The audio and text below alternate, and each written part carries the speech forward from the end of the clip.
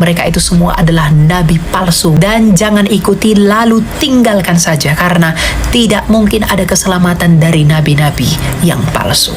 Nabi Muhammad ketika diutus tidak ada masa batasan di dalamnya. Anda bayangkan, saking pentingnya misi ini, Allah memberikan satu misi yang tidak ada batas. Tidaklah kami utus engkau Muhammad sallallahu alaihi wasallam kecuali misimu akan mewakili dan dibawa kepada seluruh kalangan manusia sampai kehidupan berakhir.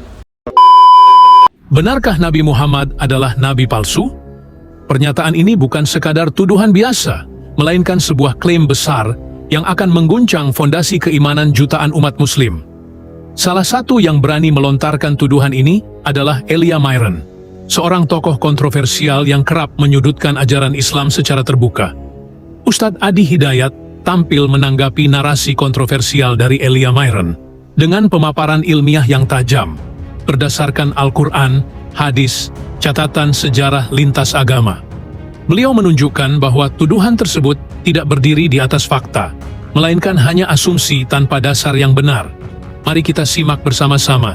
Baik, kalau begitu saya akan membantu kamu untuk mengetahui siapakah nabi palsu dalam iman kekristenan, bagaimana pengajarannya, apa yang ia lakukan, dan bagaimana nasib atau akhir hidupnya menurut kitab suci.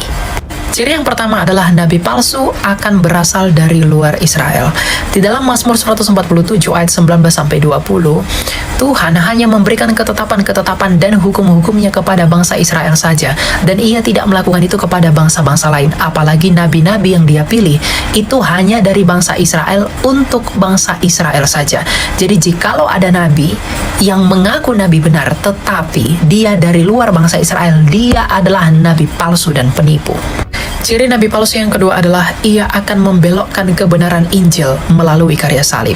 Dalam Galatia 1 ayat 8 dikatakan, jikalau ada orang yang memberitakan Injil yang lain selain daripada yang diberitakan oleh para rasul, maka terkutuklah dia. Jadi jikalau ada ajaran atau nabi yang mengajarkan Yesus tidak mati, atau Yesus bukan Tuhan, Yesus bukan juru selamat, maka dia adalah nabi palsu, karena Yesus harus mati untuk menggenapi nubuatan para nabi yang benar di perjanjian lama. Jadi jikalau ada nabi mengatakan Yesus itu tidak mati, atau bahkan Yesus itu bukan Tuhan, dia adalah nabi palsu.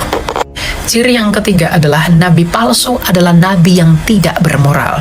Dalam Matius 7 ayat 16, Tuhan Yesus mengenai hal pengajaran sesat bersabda bahwa dari buahnya lah kamu kenal mereka. Artinya Tuhan Yesus mau menegaskan bahwa nabi-nabi benar, rasul-rasul benar, dan utusan-utusan benar yang datang dari Tuhan akan hidup menurut kekudusan dan hidup menurut pengajaran dan kesetiaannya kepada hukum Taurat dan juga kepada hukum Kristus yang tertinggi, yaitu mengasihi Allah dan mengasihi sesama manusia. Bukan nabi yang mengikuti keinginan hatinya dan membuat pengajaran-pengajaran menurut kesukaan hatinya untuk memuaskan hawa nafsunya. Dan ciri yang berikutnya adalah nasib akhir dari nabi palsu. Jikalau kita melihat dalam kitab Wahyu, akan dilemparkan ke dalam perapian yang menyala-nyala. Tetapi jika kita melihat dalam konteks perjanjian lama, hukuman yang diberikan Allah kepada nabi palsu seperti dalam Yeremia 23 ayat 15 adalah makan ipuh dan minum racun. Jadi nabi-nabi palsu itu Tuhan berikan minum racun untuk mati sebagai hukuman di perjanjian lama. Jadi itulah ciri-ciri nabi palsu dalam iman kekristenan. Dan yang paling mirisnya lagi adalah menurut kesaksian 2 Petrus 2 ayat 1 bahwa nabi palsu itu akan menyangkal sang penguasa dan sang penebus dan karyanya di atas kayu salib. Jadi berhikmatlah dan belajarlah. Jikalau ada nabi-nabi yang mengaku sebagai nabi benar tetapi memiliki kriteria seperti yang saya sebutkan sebelumnya, maka mereka itu semua adalah nabi palsu menurut iman kekristenan. Dan jangan ikuti lalu tinggalkan saja, karena tidak mungkin ada keselamatan dari nabi-nabi yang palsu. Dan saya mau menjawab pertanyaan beliau pada video yang sama mengenai kenapa orang Kristen menggunakan bahasa Yunani padahal lahir di tengah-tengah bangsa Israel yang berbahasa Ibrani. Ingat, bahasa sehari-hari orang Israel itu pada zaman Kristus adalah bahasa Aramaik. Bahasa keagamaannya adalah Ibrani, dan bahasa kitab suci itu pasti bahasa Yunani. Untuk itulah mengapa 300 tahun sebelum Yesus lahir ke dunia, perjanjian lama yang berbahasa Proto-Ibrani itu telah diterjemahkan di Alexandria menjadi bahasa Yunani karena pengaruh Helenisasi. Ingat, Helenisasi bukan Helenistik. Jadi perjanjian baru menggunakan bahasa Yunani itu oleh karena dunia pada masa itu sedang dipengaruhi oleh kebesaran Yunani, ya. Seperti sekarang bahasa Inggris itu bahasa internasional. Di zaman Yesus bahasa internasional mereka adalah Yunani sebagai lingua franca. Simple. Tuhan berkati. Nabi Nuh untuk wilayah ini saja, Nabi Lut wilayah ini saja. Bahkan di zaman Nabi Lut itu semasa dengan Nabi Ibrahim alaihissalam. Nabi Lut itu sezaman teman-teman sekalian dengan Nabi Ibrahim, satu masa tuh. Jadi Ibrahim Nabi, Ismail Nabi, Ishak Nabi, Lut Nabi. Anda bayangkan, cuma tugasnya daerah-daerah berbeda. Jadi Nabi Ibrahim diutus bukan untuk semua sekalangan makhluk di bumi, tidak. Nabi Ismail tidak, Nabi Ishak alaihissalam tidak, Nabi Lut alaihissalam tidak. Bahkan peristiwanya yang paling menarik, malaikat turun datang untuk menyamar kemudian jadi manusia. Tadinya datang ke tempatnya Nabi Lut alaihissalam untuk menurunkan azab di tempatnya, tapi sempat mampir ke tempat Nabi Ibrahim alaihissalam. Di sebelum menurunkan azab di umatnya Nabi Lut alaihissalam, itu mampir dulu ke tempatnya Nabi Ibrahim alaihissalam. Ini menunjukkan bahwa di satu masa itu bukan hanya hidup satu nabi, tapi hidup beberapa nabi dengan tugas-tugas yang berbeda. Kalau kekinian, ini daerahnya Jakarta Garden. Nah, ini daerahnya yang ini. Jadi khusus spesifik aja di situ. Nggak bisa pindah. Kayak Nabi Isa alaihissalam tugasnya hanya sekitaran Palestina saja, nggak boleh keluar. Makanya kalau ada orang mengaku umat Nabi Isa lewat dari Palestina, itu kejauhan ya. Nah, karena tempatnya sekitaran itu saja. Nabi Ibrahim dengan Nabi Lut satu masa. Quran surah ke misalnya 51. Dari ayat 24 sampai dengan ayat 35-nya. 24 sampai 30 paling kanan dari tengah sampai dengan ke bawah. Kirinya itu langsung berbicara tentang Nabi Lut alaihissalam. Wah, itu Masya Allah. Nabi Muhammad tidak. Nabi Muhammad ketika diutus tidak ada masa batasan di dalamnya. Anda bayangkan, saking pentingnya misi ini, Allah memberikan satu misi yang tidak ada batas, tidak sekat dengan sekat perkampungan, tidak disekat dengan RT, tidak disekat dengan RW, tidak dengan suku, tidak dengan negara. Semua masa, bahkan setiap masa berganti, tetap risalahnya berlaku untuk risalah Muhammad sallallahu alaihi wasallam. Pertanyaannya, apa yang penting di balik risalah ini sampai beliau kemudian diutus dengan istimewa untuk seluruh umat sampai dengan kiamat? Selesai, tuntas, kembali kepada Allah, baru misinya kemudian dihadapkan pertanggungjawabannya di hadapan Allah Subhanahu wa taala. Teman-teman, pertama kata Allah, tidaklah saya berikan misi yang istimewa ini kecuali misi pertamanya sebagai rahmat untuk seluruh alam. Jadi saking pentingnya kelahiran Nabi itu, hikmah pertama dari kelahirannya sampai didoakan dua orang Nabi, disebut oleh Nabi sebelumnya, kata Al-Quran, karena Nabi ini akan membawa risalah rahmat yang bahkan rahmatnya begitu luas tidak ditemukan pada Nabi-Nabi sebelumnya. Satu, rahmat. Ustadz, tahu dari mana kalau rahmatnya mencakup semua manusia? Tafsirkan, buka kembali dengan Quran surah ke-34 ayat ke-28. Di sini lil alamin, siapa itu lil alamin? Buka ayatnya. Wa ma arsalnaka illa kafatan linnas. Tidaklah kami utus engkau Muhammad sallallahu alaihi wasallam kecuali misimu akan mewakili dan dibawa kepada seluruh kalangan manusia sampai kehidupan berakhir. Kafatan linnas, semuanya tanpa kecuali. Jadi nas saja sudah mencakup semua manusia. Sekarang menggunakan kafah seluruhnya, mau laki-laki, perempuan, besar, kecil, tua, muda, kaya, cukup, semua masuk di dalamnya. Sepanjang dia manusia, maka akan berlaku risalah Muhammad sallallahu alaihi wasallam bagi dirinya. Ustaz, apa itu yang disebut dengan rahmat? Saking pentingnya rahmat hanya dilekatkan pada Nabi Muhammad sallallahu alaihi wasallam. Nah, teman-teman sekalian, ini nanti yang menjadi ukuran kebenaran kita sebagai umatnya Nabi Muhammad sallallahu alaihi wasallam sampai dengan malam ini, apakah sudah mengikuti risalah Nabi atau belum? Dalam Al-Quran, rahmat setidaknya dibagi pada 3 bagian. Dan inilah hikmah terpenting kenapa kelahiran Nabi begitu dinantikan oleh Nabi-Nabi sebelumnya. 1. Quran, kita ambil dulu. Surah kedua Al-Baqarah, ayat 155 sampai dengan 157. Paling kiri sebelah atas. Tahan ya. Awas, sekarang nanti kita akan belajar pada inti pembahasan. Ini intinya ya, yang tadi baru mukaddimah tuh dari ba'da maghrib sampai barusan. Nah, ini inti pembahasannya.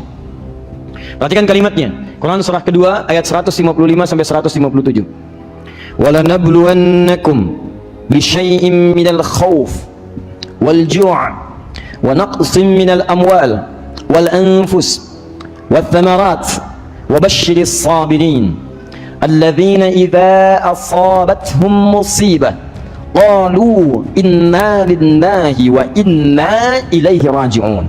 Ayat 157-nya, perhatikan kalimatnya. Ulaika alaihim salawatun min rabbihim wa rahmat wa ulaika humul muhtadun. Kalimat rahmat ketika disebutkan di ayat ini dirangkai dari ayat 155 sampai 157. Apa makna rahmat yang pertama yang diisyaratkan dalam Al-Quran? Jika disebutkan kalimat rahmat dalam Al-Quran, maka satu di antara tiga maknanya adalah solusi dari setiap persoalan kehidupan yang dialami. Saya ulang ya. Jika disebutkan kalimat rahmat dalam Al-Quran, maka ada tiga makna yang paling utama. Di antara tiga ini, satu, tidak disebutkan rahmat kecuali bermakna solusi dari semua persoalan kehidupan yang dialami di muka bumi.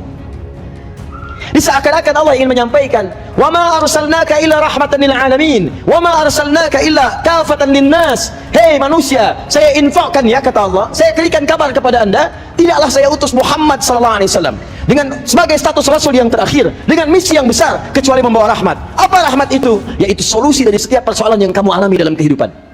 Anda punya masalah apapun, masalah pribadi, masalah di rumah tangga, masalah di kehidupan sosial, masalah di kantor, masalah pekerjaan, masalah apapun, kalau Anda mengikuti tuntunan Nabi ini, maka dia akan membawa solusi dalam setiap masalah Anda. Tuntas, selesai. Bahkan yang paling dahsyat, Allah turunkan, utus Nabi ini, diutus Rasulullah SAW di tempat di muka bumi yang paling bermasalah. Silakan cek, bukan di Jakarta, apalagi di Garden City, bukan di Sumatera, bukan di Nusantara, bukan di Romawi yang saat itu sudah maju. Romawi itu imperium, punya peradaban, hebat peradabannya. Sampai sekarang peninggalannya masih ada. Antum jalan-jalan deh, kalau sempat nanti cari tiket ke Mediterania tuh. Bahkan dari Turki, susulin Turki, kemudian dari Turki sampai ke Mediterania, sampai ke Italia, batasan dengan Tripoli. Lihat di situ, ada Lubdah, ada Misrata, ada peninggalan-peninggalan Romawi yang begitu luar biasa. Hebatnya, sampai sekarang itu kerajaan-kerajaannya masih ada. Patung-patungnya, macam-macamnya, seninya, kelihatan semuanya. Ada spa, ada ini, ada itu. Peradabannya mewah, megah, menguasai dunia. Yang luar biasa, kirinya itu Persia. Kekaisarannya sudah mencengkram bagian bumi sisi yang lainnya. Kehebatan teknologinya, peradabannya, keilmuannya, macam-macamnya. Pertanyaannya, kenapa Nabi tidak diutus di Romawi, bukan di Persia? Diutus ya di tengah-tengah antara Romawi dengan Persia. Apa gelarnya? Bukan gelar berperadaban, tidak punya adab, nggak punya kemajuan, tidak punya perkembangan teknologi. Gelarnya cuma satu, jahiliyah. Anda bayangkan? Apa itu jahiliyah? Jahil disebut dengan bodoh, sifatnya melekat disebut dengan tak. Jahiliyah. Bodoh di sana bukan bodoh didul ilmi, bukan sekedar tidak pintar, tapi bodoh dalam segala urusan kehidupan. Bodoh itu tidak tahu, tidak kenal, tidak tahu sopan santun, tidak tahu kebaikan, tidak tahu maslahat, tidak tahu adab, tidak tahu silaturahim, tidak tahu nilai-nilai kerjasama yang baik, tidak tahu kejujuran, tidak tahu sopan santun, gak kenal sama sekali, disebut dengan jahiliyah. Makanya kalau Anda pengen cari pada saat itu orang yang paling tidak punya sopan santun, jahiliyah. Silahkan cek. Kalau di sini ada yang dicela, sana harus dicela. Kalau di sini ada yang meninggal, di sana harus meninggal juga. Masya Allah. Kalau ada yang lewat tempat saya, mesti dibegal. Begal lewat, ada kota begal. Zaman itu ada kota begal. Jadi kalau sekarang ada pembegal, dia telat. Pembegal sekarang itu ketinggalan zaman, sudah lewat 15 abad sebelumnya. Zaman itu sudah ada, bahkan dikenal, sangat terkenal, namanya Gifar. Itu kota begal pada saat itu. Begal. Tokohnya Jundub bin Junadah. Setiap orang lewat store, nggak store, cilaka. Dagangan bisa berkurang, nyawa bisa melayang. Kota begal. Nanti saya tunjukkan kepada Anda. Begitu Nabi ini diutus di wilayah itu, satu kota begal berubah drastis. Allahu Akbar. Datang Jundub bin Junadah menghadap pada Rasulullah SAW. Nabi rahmah, ini tukang begal, garang luar biasa, tampilannya begitu perkasa. Datang melihat Nabi, cuma lihat wibawanya, jatuh tertunduk mengatakan asyhadu an la ilaha illallah wa asyhadu anna Muhammad Rasulullah. Dia katakan, ya Rasulullah, saya ingin ikrarkan syahadat saya di depan orang-orang Quraisy, di depan Ka'bah. Kata Nabi, jangan lakukan, kita masih lemah. Khawatirnya kamu ikrarkan syahadat, kamu akan disakiti, kamu akan dipukuli. Kata Jundub bin Junadah, ya Rasulullah, saya ini membegal orang terang-terangan, masa syahadat sembunyi-sembunyi? Begal dulu, begitu tobat terang-terangan. Nih, datang ke depan Ka'bah, dia katakan, asyhadu an la ilaha illallah wa asyhadu anna Muhammad Rasulullah. Hei orang-orang sekitaran Ka'bah, saya masuk Islam, saya baca syahadat, kalian mau ngapain? Kita mau pukulin. Datang pukulin, tok, pingsan. Dilaporkan pada Nabi, disampaikan oleh sang lainnya, jangan teruskan, kalau yang ini wafat, kalian tidak akan aman ketika berniaga, karena setiap niaga akan lewat ke kota Gifar. Kalau ketahuan ini Jundub ini meninggal di sini karena dipukuli oleh orang Mekah, maka tidak akan selamat dagangan kalian. Diamankan, dibawa kepada Nabi. Begitu siuman, ya Rasulullah, berikan saya nasihat.